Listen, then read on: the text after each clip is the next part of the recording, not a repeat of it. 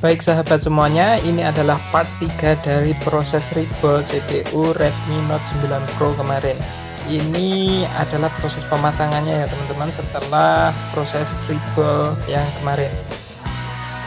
Di sini saya sudah siapkan motherboardnya untuk kita pasang IC CPU-nya pada motherboard ini. Sebelumnya saya berikan plug terlebih dahulu pada bagian mainboard di bagian tapaan kaki-kaki IC dari CPU ini. Kemudian saya ratakan, saya pastikan semua bagian itu terkena minyak dari flux itu supaya nanti proses pemasangannya lebih gampang.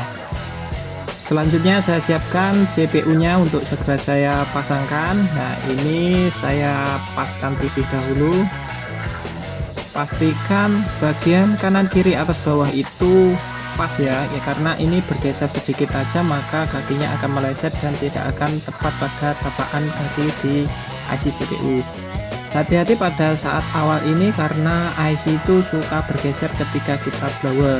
Itu penyebabnya karena di antara kaki-kaki IC itu masih ada terjebak udara, yang udara itu ketika kita panasi dia berusaha keluar. Nah, proses keluarnya udara dari sela-sela kaki IC ini akan menyebabkan IC ini bergeser. Nah, seperti pada video itu IC-nya agak bergeser ya, karena nggak saya tekan di bagian IC-nya.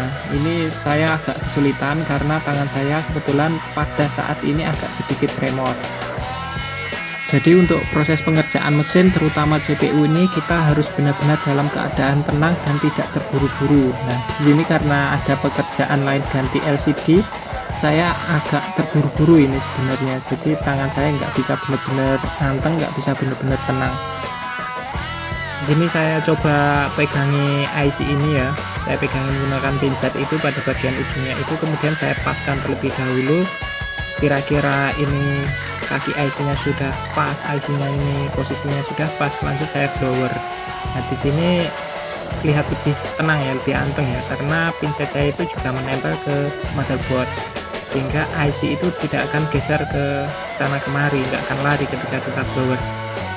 Untuk gesernya IC itu juga bisa diakibatkan dari penggunaan flux yang berlebihan ya.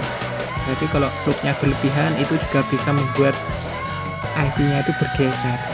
Nah, di sini saya panasi terus sampai kira-kira ada kaki IC yang terhubung ke mainboardnya.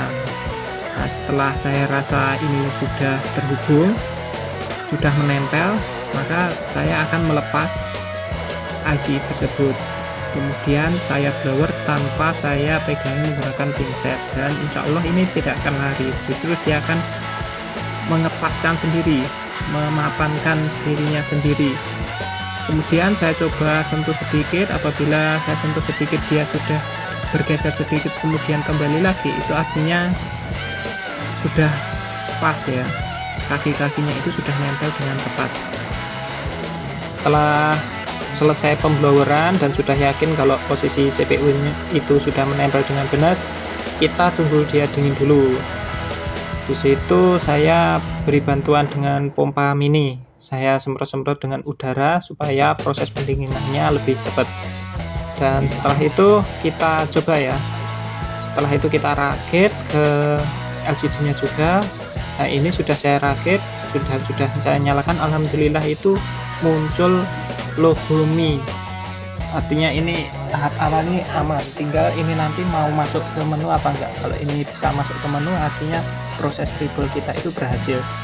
Dan nanti kita coba ya touchscreen-nya itu sudah bisa apa belum, karena keluhan sebelumnya itu HP ini touchscreen-nya itu nggak bisa disentuh. Kronologinya itu HP-nya itu jatuh dari meja, katanya nggak terlalu tinggi amat. Dan disitu kamera mulai error, kemudian wifi-nya mulai nggak bisa dilanjutkan, sinyalnya itu nggak bisa muncul, kartu SIM tidak terdeteksi, dan yang terakhir itu touchscreen-nya nggak bisa tersentuh.